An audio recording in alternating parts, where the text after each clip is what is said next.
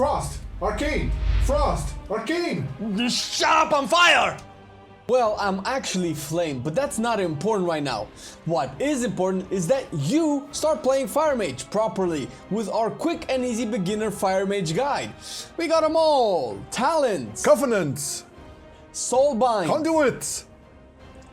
Rotation, and more. And more! Let's kick it!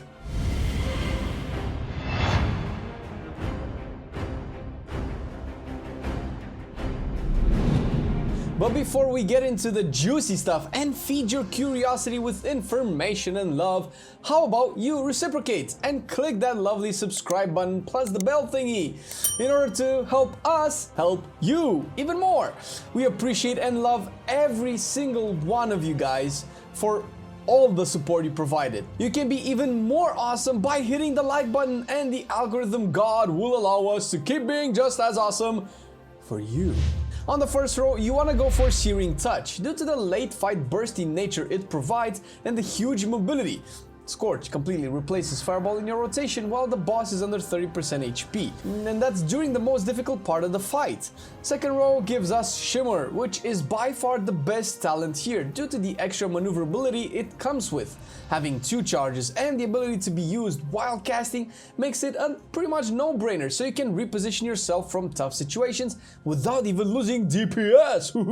Rune of Power will be your choice on the third row for the massive enhance it provides to combustion and your hot streaks. 40% damage is no joke. Encounter's Flow could be an option if the fight requires more movement or if you don't feel very comfortable playing Rune.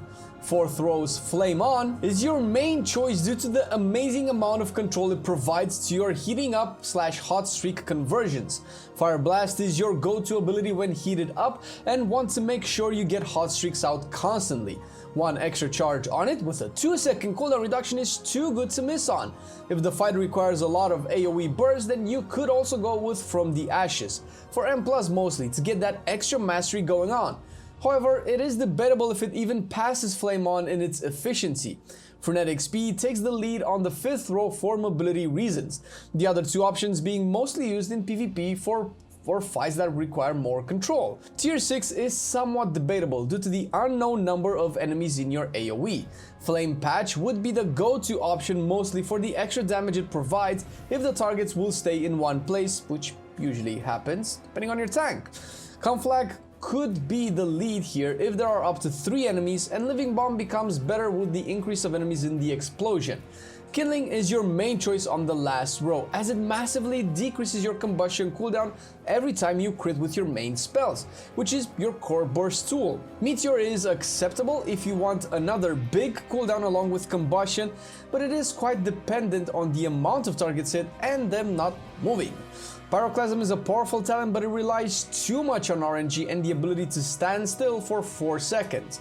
And we're talking stats and facts here, so the best and safest option remains Kindling.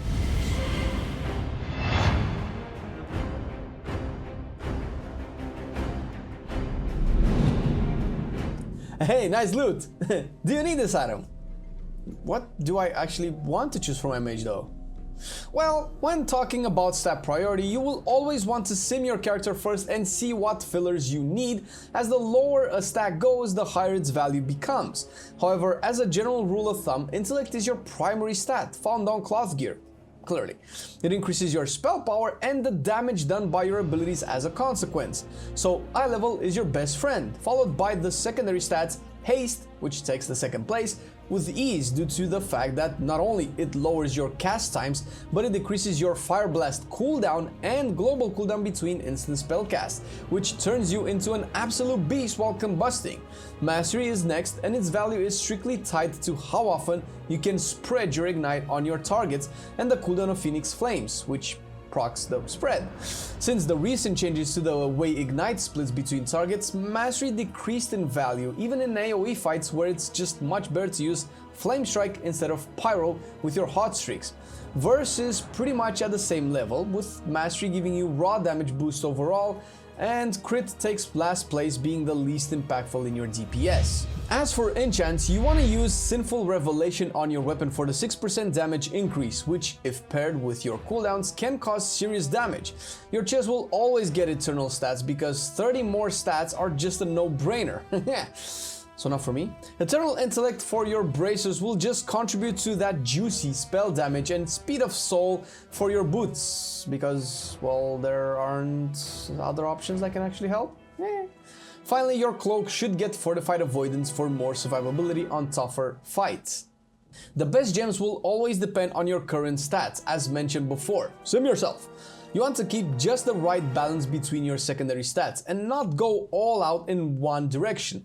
However, as a general rule, use Quick Jewel Cluster because mages love haste so much. For the same reason, on your rings, go with Tenet of Haste or Bargain of Haste depending on your budget. When talking about consumables, we have just the right fit for our mages, and that is Potion of Spectral Intellect and Spectral Flask of Power, which work perfectly together, being your best combination. 70 intellect for 1 hour is solid as fuck, and another 190 intellect for 25 seconds when a bursting phase just pops out on a boss. It's just pure pleasure. Seeing those big dams, of course. For your weapon, you'll go with Shadow Core Oil, being the preferred choice for fire mages. 220 may not seem like a lot of damage, but it procs quite often and it adds up on the damage meters. We all know how important nutrition is, do we? I don't know. And mages, like any intellectual beings, need their food breaks to replenish their powers. Man, this seems like it's not made for me. As stated before, the MVP of the stats is obviously intellect, which makes Feast of Gluttonous Hedonism top priority whenever possible. However, as a secondary option, you can go with Tenebrous Crown Roast Aspic for the haste boost if there is no feast available.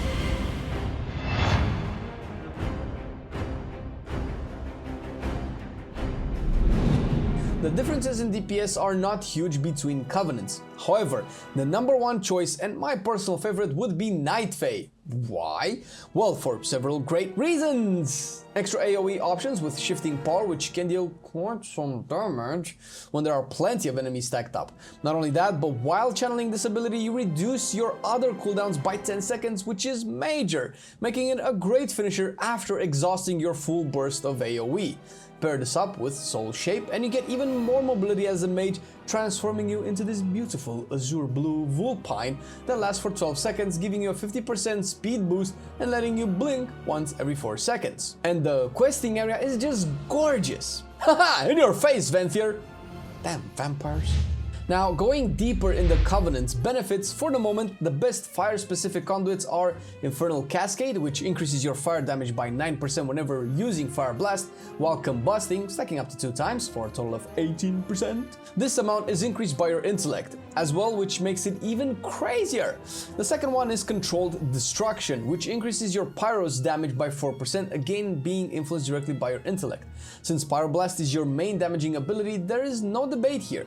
As a Covenant conduit, you want to go for Discipline of the Grove, clearly, because we just explained the greatness of Shifting Power before. And why wouldn't you power it up by 40%? Also, Flow of Time would be a shame not to pick up for your Finesse slot. Having a lower cooldown on Blink, thus getting more mobility is always good.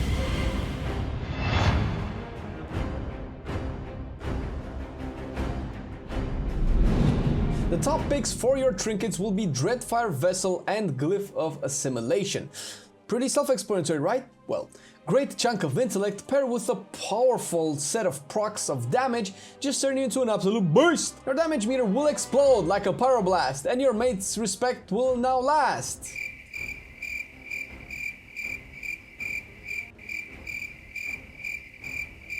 Get it? The second best options for you, which you can acquire pretty easily, are Inscrutable Quantum Device and the PvP trinket Sinful Aspirant's Badge of Ferocity. They provide your top stats, intellect plus haste, which is always lush, adding up to 2 great on-use effects to power up your bad boy damage. You can simply start with these as they take like 1 battleground, and if you're lucky enough, 1 dungeon to get. For your legendaries, the very best one is Favored Incantation, which can stack up to 15% increased critical strike damage, making you even sparkier on the battlefield. This only drops from a world boss boss called the Everbush. What do you mean I've misspelled it? Can you have it on the screen, please? Hey, I'll have you know, I am a Cambridge boy. This one is not out during the time that we're making this video, and some people might have missed it. And if you've missed the world boss, we recommend the second best choice, Firestorm. This has an average proc chance of 1.66 times per minute, so more than once. But let me tell you, when this pops on your screen, you become a pyro train. Choo-choo, fool! You have a 4-second window to throw as many instant pyros as you can, and they will all crit. This is where haste will help you even more, as you can pull about 4 pyroblasts in that time frame, which is such a crazy DPS boost. You can get this one from the Lord Chamberlain in Halls of Atonement, which has an intriguing drop chance of 1.3%. Yeah, good luck. Bye!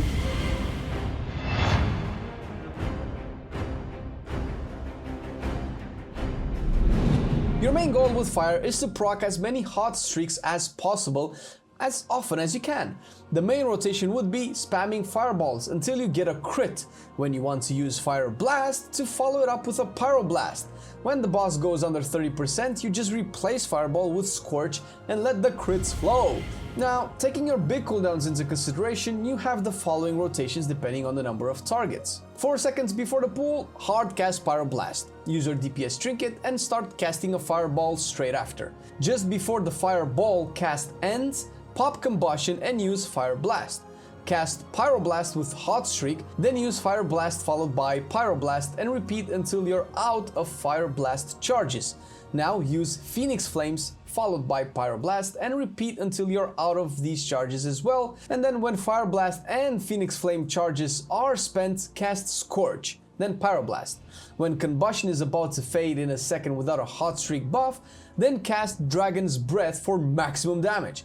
Once Combustion fades, use Shifting Power, then continue to the main rotation. For AoE fights, make sure to save your Phoenix Flames and Fire Blast charges for maximum damage potential, and pretty much use Flame Strike instead of Pyro with your hot streaks. Use your DPS trinket, cast Fireball or Pyro if time allows. Just before the Fireball cast ends, pop Combustion and use Fire Blast, cast Flame Strike with Hot Streak, and follow up with Phoenix Flames and Fire Blast. Use Flame Strike with Hot Streak again and repeat until you're out of Phoenix Flames and Fire Blast charges. When Fire Blast and Phoenix Flames charges are spent, cast Scorch, then Flame Strike. When Combustion is about to fade in a second without a Hot Streak buff, then cast Dragon's Breath. And then once Combustion fades, use Shifting Power, then continue to the main rotation. And this would be it, dear soon-to-be awesome Fire Mage. This guide covers the very basics of what you need to know when starting out with your Fire Mage, quick and easy. For more in-depth guides, we can warmly refer you to the Alter Time Discord channel, where you can find a lot of information about your big boy caster class and also Wowhead and Icy Veins. Feel free to check out Preheat's Fire Mage guide on Wowhead, which goes into much more details and covers pretty much all the tight corners of the spec. Thank you to our patrons for supporting the video. You are always so awesome, guys. We appreciate it so much because, yeah, this is something that we do out of our own pure passion and pleasure. It's actually pretty fun. And hey, dear viewer, if you're interested in supporting us a little bit more and you found this video useful, check the link down below. You'll find our Patreon page, our merch page to get something like that. Thank you for watching the video, and we will see you next time. I've been loving it then, I still love it now. Still, I play WoW. Still, I play WoW. Getting better every day, let me show you how. Cause still, I play WoW. Still, I play WoW. It's getting harder to stay, but at the end of the day, it's a guilty pleasure, so just log in and play. Whether it's classic or retail, I'ma do a /bow. Still, I play WoW.